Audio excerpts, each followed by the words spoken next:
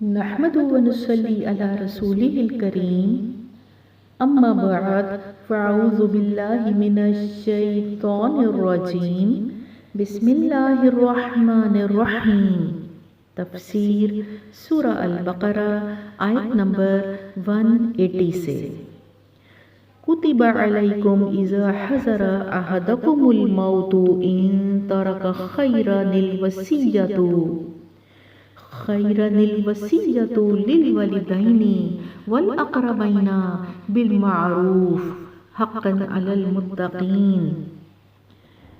تم پر فرض کیا گیا ہے کہ جب تم میں سے کسی کی موت کا وقت آئے اور وہ اپنے پیچھے مال چھوڑ رہا ہو تو والدین اور رشتہ داروں کے لیے معروف طریقے سے وصیت کرے، یہ حق ہے متقی لوگوں پر۔ یہ حکم اس زمانے میں دیا گیا تھا جبکہ وراثت کی تقسیم کے لیے ابھی کوئی قانون مقرر نہیں ہوا تھا۔ اس وقت ہر شخص پر لازم کیا گیا کہ وہ اپنے وارثوں کے حصے بذریعہ وصیت مقرر کر جائے تاکہ اس کے مرنے کے بعد نہ تو خاندان میں جھگڑے ہوں اور نہ کسی حقدار کی حق تلفی ہونے پائے۔ بعد میں جب تقسیم وراثت کے لیے اللہ تعالیٰ نے خود ایک ضابطہ بنا دیا جو کہ آگے ہم سورہ النساء میں بھی پڑھیں گے، تو نبی صلی اللہ علیہ وسلم نے احکام وصیت اور احکام میراث کی توضیح میں حسب ذیل 2 قاعدے بیان فرمائے۔ ایک یہ کہ اب کوئی شخص کسی وارث کے حق میں وصیت نہیں کر سکتا، یعنی جن رشتہ داروں کے حصے قرآن میں مقرر کر دیے گئے ہیں ان کے حصوں میں نہ تو وصیت کے ذریعے سے کوئی کمی یا بیشی کی جا سکتی ہے، نہ کسی وارث کو میراث سے محروم کیا جا سکتا ہے، اور نہ کسی وارث کو اس کے قانونی حصے کے علاوہ کوئی چیز بذریعہ وصیت دی جا سکتی ہے۔ اور دوسرا کیا تھا؟ دوسرا یہ کہ وصیت کل جائیداد کے صرف 1/3 حصے کی حد تک کی جا سکتی ہے۔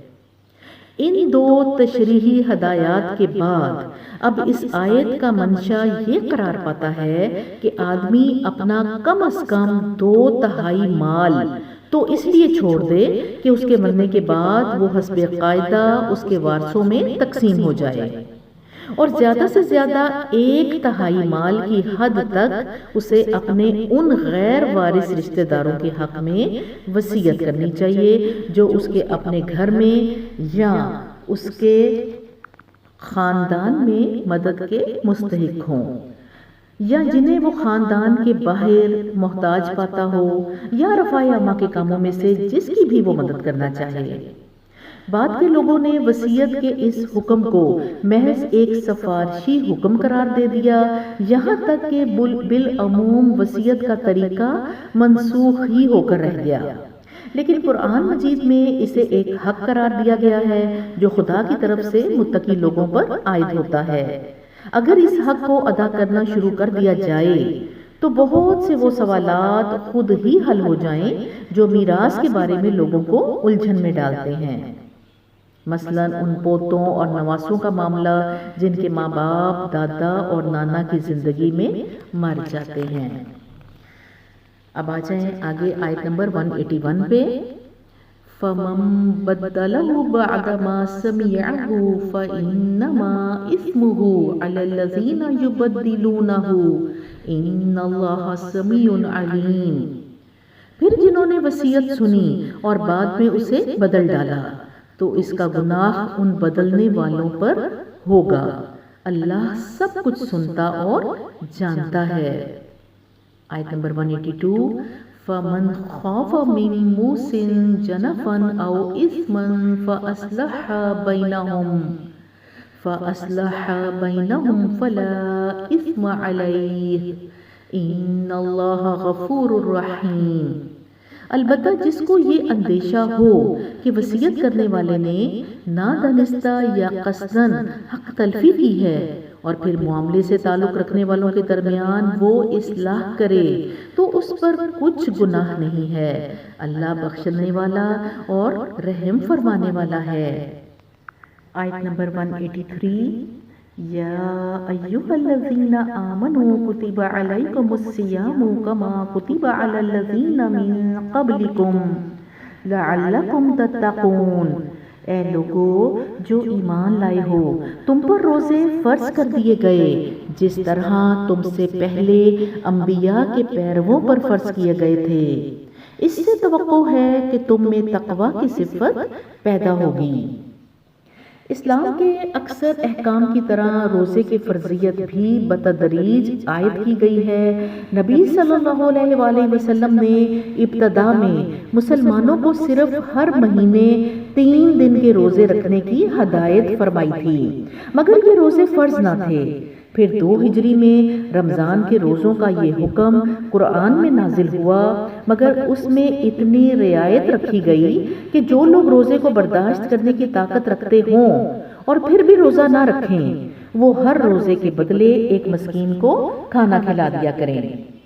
بعد میں جب دوسرا حکم نازل ہوا تو یہ عام رعایت منسوخ کر دی گئی، لیکن مریض اور مسافر اور حاملہ یا دودھ پلانے والی عورت اور ایسے بوڑھے لوگوں کے لیے جن میں روزے کی طاقت نہ ہو، اس رعایت کو بدستور باقی رہنے دیا گیا اور انہیں حکم دیا گیا کہ بعد میں جب عذر باقی نہ رہے تو قضا کے اتنے روزے رکھ لیں جتنے رمضان میں ان سے چھوٹ گئے ہیں۔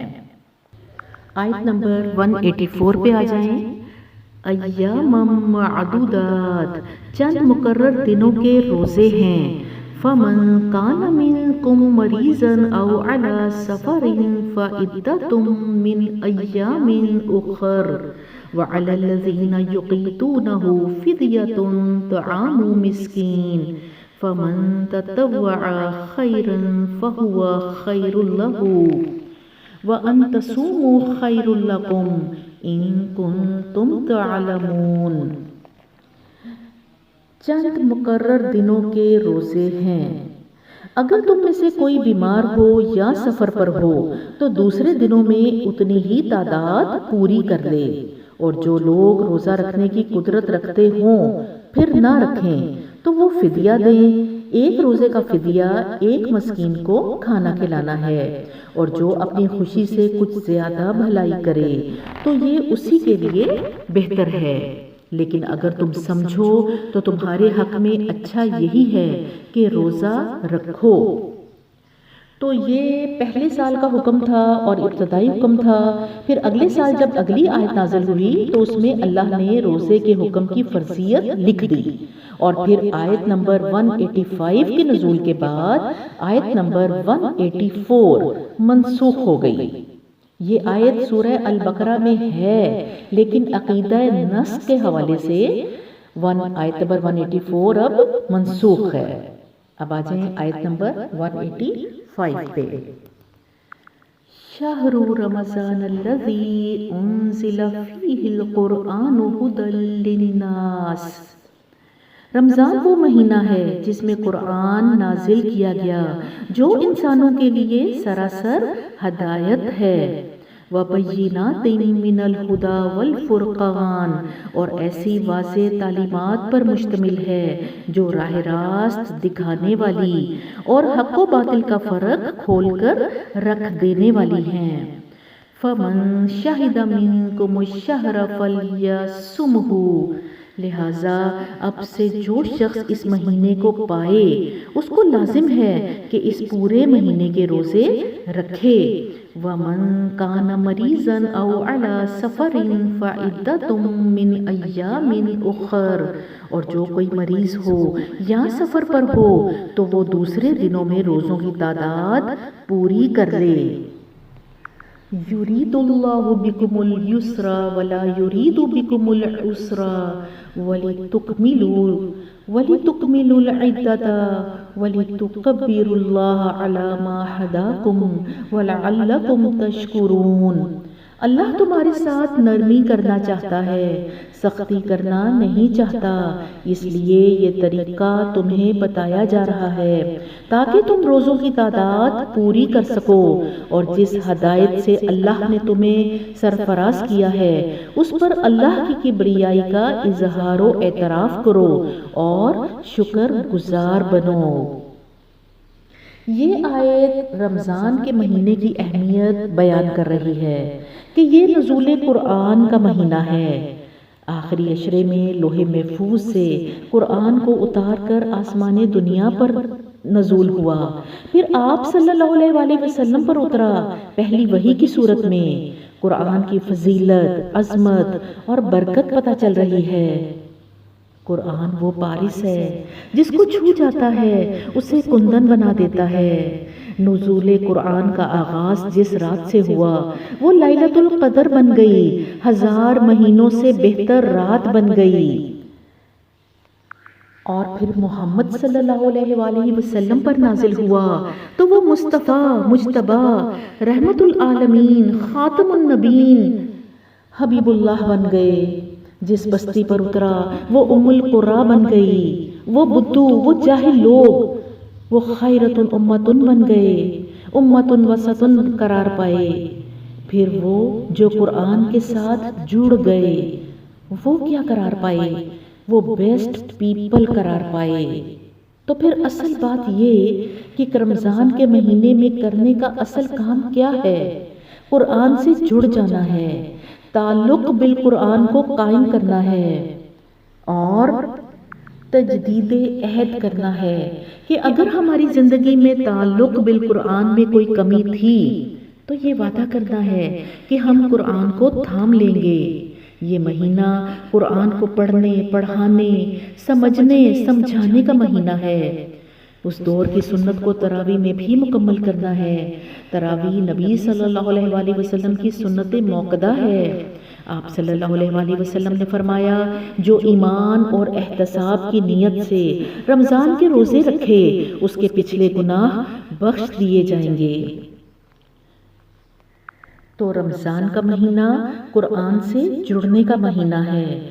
فَلْيَصُمْهُ یعنی جو رمضان کا مہینہ پائے اس سے رمضان کے روزے رکھنے ہیں۔ اور پھر اس کے بعد آپشنز دے دیں، سہولت دی کہ ویسے تو ہر شخص کو روزہ رکھنا ہے، لیکن جو کوئی مریض ہو، کوئی بھی اس کو مرض ہو یا کوئی سفر میں ہو، شہری آبادی سے دور نکل جائے اور اس کو لگے کہ سفر کی مشکلات ہوں گی تو وہ روزہ چھوڑ سکتا ہے، لیکن پھر رمضان کے بعد ان کی تعداد کو پورا کرنا ہے۔ یہ ہے قضا روزے کا تصور۔ یہ قضا روزے قرآن میں بھی منشن ہیں، گنتی پوری کی جائے گی۔ رمضان گزر جانے کے بعد گنتی پوری کرنی ہے۔ حدیث کے الفاظ ہیں، سفر میں افطار روزے سے بہتر ہے۔ اسی طرح سفر میں نماز قصر انعام ہے۔ آیت نمبر 186، وَإِذَا سَأَلَكَ عِبَادِي عَنِّي فَإِنِّي قَرِيبٌ أُجِيبُ دَعْوَةَ الدَّاعِ إِذَا دَعَانِ فَلْيَسْتَجِيبُوا لِي وَلْيُؤْمِنُوا بِي لَعَلَّهُمْ يَرْشُدُونَ۔ اور اے نبی صلی اللہ علیہ وآلہ وسلم، میرے بندے اگر تم سے میرے متعلق پوچھیں تو انہیں بتا دو کہ میں ان سے قریب ہی ہوں۔ پکارنے والا جب مجھے پکارتا ہے میں اس کی پکار سنتا اور جواب دیتا ہوں، لہٰذا انہیں چاہیے کہ میری دعوت پر لبیک کہیں اور مجھ پر ایمان لائیں۔ یہ بات تم انہیں سنا دو، شاید کہ وہ راہ راست پالیں۔ رمضان کے روزوں کے تذکرے کے درمیان میں دعا کا تذکرہ کیوں؟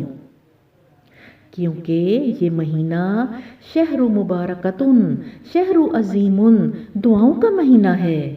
آپ صلی اللہ علیہ وآلہ وسلم نے فرمایا کہ اس مہینے میں اللہ بندوں کی دعائیں قبول کرتا ہے۔ تو یہ دعاؤں کی قبولیت کا مہینہ ہے، لہٰذا چلتے پھرتے، اٹھتے بیٹھتے، جاگتے سوتے، ہر وقت کثرت سے دعائیں کریں۔ اور کیوں کریں؟ کیونکہ سب کی کوئی نہ کوئی حاجت ہے کوئی جس کی کوئی حاجت نہیں؟ ہر ایک کی ڈھیروں تمنائیں ہیں، حاجتیں ہیں، خواہشیں ہیں، اور ہر ایک کا کوئی نہ کوئی غم، مشکل، پریشانی بھی ہے۔ ہم سب کے کثیر گناہ بخشے جانے کے لائق بھی ہیں۔ تو جب یہ حالت ہے تو پھر مانگیں کیوں نہیں؟ کثرت سے مانگیں، صبح و شام مانگیں، چلتے پھرتے مانگیں، سحر افطار میں مانگیں، ہر نماز کے بعد، نماز کے علاوہ مانگیں، اپنے لیے، اپنی اولادوں کے لیے، والدین کے لیے، ازواج کے لیے، اپنے ملک کے لیے، ملت کے لیے، نیکیوں کی توفیق، گناہوں سے اجتناب، جنت مانگیں، جہنم سے نجات مانگیں، اپنے پرایوں کے لیے مانگیں، ہر وقت ہر حال میں مانگیں، دنیا مانگیں، آخرت مانگیں۔ تو اس آیت میں کیا بتایا گیا؟ اللہ سبحانہ وتعالیٰ کیا فرما رہے ہیں کہ اگرچہ تم مجھے دیکھ نہیں سکتے، نہ اپنے حواس سے مجھ کو محسوس کر سکتے ہو، لیکن یہ خیال نہ کرو کہ میں تم سے دور ہوں۔ نہیں، میں اپنے ہر بندے سے اتنا قریب ہوں کہ جب وہ چاہے مجھ سے عرض کر سکتا ہے، حتیٰ کہ دل ہی دل میں وہ جو کچھ مجھ سے گزارش کرتا ہے میں اسے بھی سن لیتا ہوں، اور صرف سنتا ہی نہیں، فیصلہ بھی صادر کرتا ہوں۔ جن بے حقیقت اور بے اختیار ہستیوں کو تم نے اپنی نادانی سے الہ اور رب قرار دے رکھا ہے، ان کے پاس تو تمہیں دوڑ دوڑ کر جانا پڑتا ہے، اور پھر بھی وہ تمہاری کوئی شنوائی نہیں کر سکتے، اور نہ ان میں یہ طاقت ہے کہ تمہاری درخواستوں پر کوئی فیصلہ صادر کر سکیں، مگر میں کائنات بے پایاں کا فرما روائے مطلق ہوں، تمام اختیارات اور تمام طاقتوں کا مالک ہوں، تم سے اتنا قریب ہوں کہ تم خود بغیر کسی واسطے اور وسیلے اور سفارش کے براہ راست ہر وقت اور ہر جگہ مجھ تک اپنی عرضیاں پہنچا سکتے ہو، لہٰذا تم اپنی اس نادانی کو چھوڑ دو کہ ایک ایک بے اختیار بناوٹی خدا کے در پر مارے مارے پھرتے ہو۔ میں جو دعوت تمہیں دے رہا ہوں اس پر لبیک کہہ کر میرا دامن پکڑ لو، میری طرف رجوع کرو، مجھ پر بھروسہ کرو اور میری بندگی اور اطاعت میں آ جاؤ۔ اللہ سبحانہ وتعالیٰ ہمیں یہ سب سمجھنے اور اس پر عمل کرنے کی توفیق عطا فرمائے، آمین ثم آمین۔ آیت نمبر 187 پہ آ جائیں۔ اُحِلَّ لَكُمْ لَيْلَةَ الصِّيَامِ الرَّفَثُ إِلَىٰ نِسَائِكُمْ هُنَّ لِبَاسٌ لَكُمْ وَأَنْتُمْ لِبَاسٌ لَهُنَّ۔ تمہارے لیے روزوں کے زمانے میں راتوں کو اپنی بیویوں کے پاس جانا حلال کر دیا گیا ہے، وہ تمہارے لیے لباس ہیں اور تم ان کے لیے۔ علم اللہ، اللہ کو معلوم ہو گیا کہ انکم کنتم تختانون انفسکم فتاب علیکم وعفا عنکم، تم لوگ چپکے چپکے اپنے آپ سے خیانت کر رہے تھے، مگر اس نے تمہارا قصور معاف کر دیا اور تم سے درگزر فرمایا۔ فالآن باشروہن وابتغوا ما کتب اللہ لکم، اب تم اپنی بیویوں کے ساتھ شب باشی کرو اور جو لطف اللہ نے تمہارے لیے جائز کر دیا ہے اسے حاصل کرو۔ وَكُلُوا وَاشْرَبُوا، نیز راتوں کو کھاؤ پیو، حتیٰ یہاں تک یتبین لکم الخیط الابیض من الخیط الاسود من الفجر، یہاں تک کہ تم کو سیاہی شب کی دھاری سے سپیدہ صبح کی دھاری نمایاں نظر آ جائے۔ ثم اتموا الصیام الی اللیل ولا تباشروہن وانتم عاکفون فی المساجد، تب یہ سب کام چھوڑ کر رات تک اپنا روزہ پورا کرو، اور جب تم مسجدوں میں معتکف ہو تو بیویوں کے سے مباشرت نہ کرو، یہ اللہ کی باندھی ہوئی حدیں ہیں، تلک حدود اللہ، یہ اللہ کی باندھی ہوئی حدیں ہیں، فلا تقربوها، ان کے قریب نہ پھٹکنا، کذالک یبین اللہ آیاتہ للناس لعلہم یتقون، اس طرح اللہ اپنے احکام لوگوں کے لیے بصراحت بیان کرتا ہے، توقع ہے کہ وہ غلط رویے سے بچیں گے۔ آیت نمبر 187، یہ آیت قرآن کی جامعیت کا ایک بہترین نمونہ ہے، ایسے جیسے ایک سمندر کو کوزے میں بند کر دینے والی بات ہے۔ کچھ حروف میں اللہ سبحانہ تعالیٰ نے کامیاب ازواج زندگی، کامیاب جو سکسیسفل میرڈ لائف ہے اس کے لیے بہترین اصول سکھا دیا۔ یہاں میاں اور بیوی کو جسم اور لباس سے تشبیہ دی ہے۔ پہلے مثال سمجھ لیجئے، پھر ہم اس کی اپلیکیشن دیکھتے ہیں۔ لباس کا جسم کے ساتھ کیا تعلق ہے؟ سب سے زیادہ قریب، جسم کو گرمی، سردی، دھوپ، چھاؤں، گرم سرد ہوا سے بچاتا ہے، عزت کا ذریعہ بن جاتا ہے، حفاظت کرتا ہے، پہچان بنتا ہے اور پردہ پوشی کرتا ہے۔ تو اب بیوی کو شوہر اور شوہر کو بیوی کے لیے کیسا ہونا ہے؟ بیوی کو شوہر اور شوہر کو بیوی کے سب سے زیادہ قریب ہونا ہے۔ حضرت عائشہ رضی اللہ عنہ کی روایت سے حدیث ہے کہ آپ صلی اللہ علیہ وآلہ وسلم نے فرمایا کہ ایک مرد کے لیے سب سے زیادہ قریب اس کی بیوی اور سب سے زیادہ حق اس کی ماں کا ہے۔ بہت خوبصورت بیلنس ہے زندگی کا۔ اور حق کا مطلب کیا ہے؟ کہ حق ماں کی اطاعت کا، فرما برداری کا اور خدمت کا۔ اور قرب کا مطلب کیا ہے؟ نزدیکی، بانڈنگ، شیئرنگ، سیکریسی اور راز و نیاز، بھید، مشورے، یہ سب بیوی کے ساتھ ہوگا۔ اور اطاعت، فرما برداری اور خدمت ماں کی زیادہ ہوگی۔ پھر ازواج ایک دوسرے کو سکون اور راحت دیتے ہیں۔ شوہر کو بیوی کے لیے اور بیوی کو شوہر کے لیے سکون کا ذریعہ بننا ہے، دکھ، غم، پریشانیاں ہونے کا ذریعہ نہیں بننا۔ بیوی شوہر کو سکون نہیں دیتی کہ وہ تھکا ہارا دفتر سے آئے اور وہ شاپنگ لسٹ، بازار اور میکے جانے کی ضد کرے، اور یہ شوہر بھی بیوی کو سکون نہیں دے رہا کہ اگر وہ صبح سے منتظر ہے اور وہ آتے ہی بحث و تکرار، گالی گلوچ شروع کر دے۔ ان کو ایک دوسرے کے لیے معاشرے کے گرم سرد حالات، مشکلات اور زندگی کے اتار چڑھاؤ میں ایک دوسرے کا معاون بننا ہے۔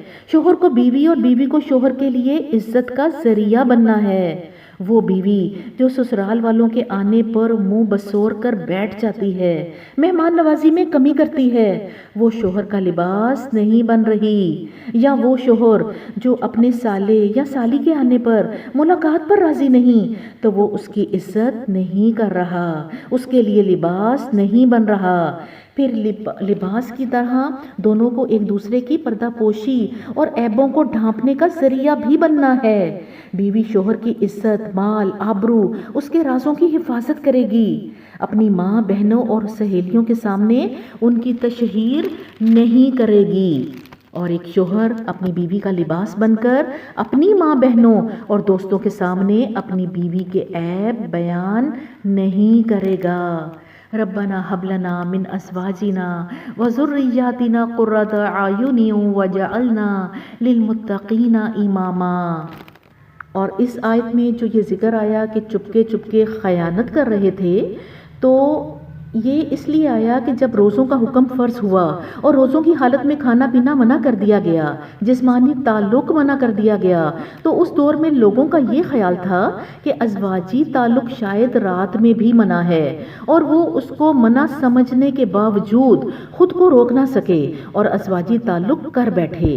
تو اس پر اس علیم اور خبیر رب نے ان کو معاف بھی کر دیا، لیکن پسے پشت کی جانے والی خیانت کا تذکرہ بھی کر دیا۔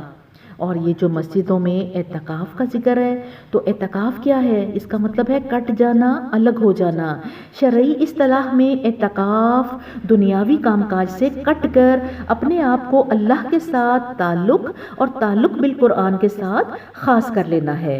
اعتکاف ایک افضل حالت اور عبادت ہے اور نبی صلی اللہ علیہ وآلہ وسلم کی سنت موقدہ ہے۔ آپ صلی اللہ علیہ وآلہ وسلم ہر سال 10 دن کا اور ایک سال 20 دن کا انہوں نے اعتکاف کیا تھا۔ معاشرے یا بستی میں سے اگر کچھ لوگ کر لیں تو سب کی طرف سے ادا ہو جاتا ہے۔ اعتکاف گناہوں کی بخشش کا ذریعہ ہے۔ اس کا دورانیہ مختلف ہے، 21، 23، 25، یہ کسی بھی رات کو مغرب سے پہلے اس کا آغاز کیا جا سکتا ہے، لیکن اس کی تکمیل چاند کے دیکھنے پر ہی ہوگی۔ مردوں کا اعتکاف صرف مسجد میں ہی ہے۔ یہ کہاں سے پتہ چلتا ہے؟ سورہ البقرہ میں اللہ سبحانہ وتعالیٰ نے فرما دیا کہ عاکفون فی المساجد، اور اپنے عورتوں کے لیے اگر حالات اور سہولت ہے تو ٹھیک، ورنہ اگر ایک عورت اپنے گھر میں ہی کر لیتی ہے اور دنیاوی اور گھریلو کام کاج سے کٹ کر رہی ہے تو یہ بھی یقیناً وہ ایک افضل عبادت ضرور کر رہی ہے۔ اعتکاف کے دوران دنیاوی کام کاج اور موبائل نہیں ہوگا، لیکن بات چیت اور ضرورت کے تحت غسل کرنا، سونا اور کھانا پینا ہوگا۔ آیت نمبر 188، وَلَا تَأْكُلُوا أَمْوَالَكُمْ بَيْنَكُمْ بِالْبَاطِلِ وَتُدْلُوا بِهَا إِلَى الْحُكَّامِ لِتَأْكُلُوا فَرِيقًا مِّنْ أَمْوَالِ النَّاسِ بِالْإِثْمِ وَأَنْتُمْ تَعْلَمُونَ۔ اور تم لوگ نہ تو آپس میں ایک دوسرے کے مال ناروا طریقے سے کھاؤ اور نہ حاکموں کے آگے ان کو اس غرض کے لیے پیش کرو کہ تمہیں دوسروں کے مال کا کوئی حصہ قصداً ظالمانہ طریقے سے کھانے کا موقع مل جائے۔ باطل طریقے سے مال کھانے کا مطلب کیا ہے؟ اس زمرے میں کیا کیا چیزیں آتی ہیں؟ فہرست بنا لیجئے۔ چوری، ڈاکہ، لوٹ مار، رہزنی، بے ایمانی، دھوکہ، غبن، کسی کی پراپرٹی پر ظالمانہ قبضہ کر لینا، پھر رشوت، جس کے بارے میں نبی صلی اللہ علیہ وآلہ وسلم نے فرمایا کہ رشوت لینے اور دینے والا دونوں جہنمی ہیں، اور پھر تجارتی بے ایمانیاں یعنی جھوٹی قسم کھا کر مال بیچنا، ذخیرہ اندوزی اور بلیک مارکیٹنگ کرنا، ناقص مال ملا کر بیچ دینا، ناپ تول میں کمی کرنا، یہ سب باطل طریقے سے مال کمانا ہے۔ اللہ سبحانہ وتعالیٰ سے دعا ہے کہ وہ ہمیں قرآن پاک کی ان آیات کو صحیح طور پر سمجھنے، ان پر عمل کرنے اور انہیں آگے پہنچانے کی توفیق عطا فرمائے۔ ربنا لا تزغ قلوبنا بعد اذ ہدیتنا وہب لنا من لدنک رحمہ انک انت الوہاب۔ سبحان ربی رب العزت عما یصفون وسلام علی المرسلین والحمد للہ رب العالمین۔ آمین ثم آمین۔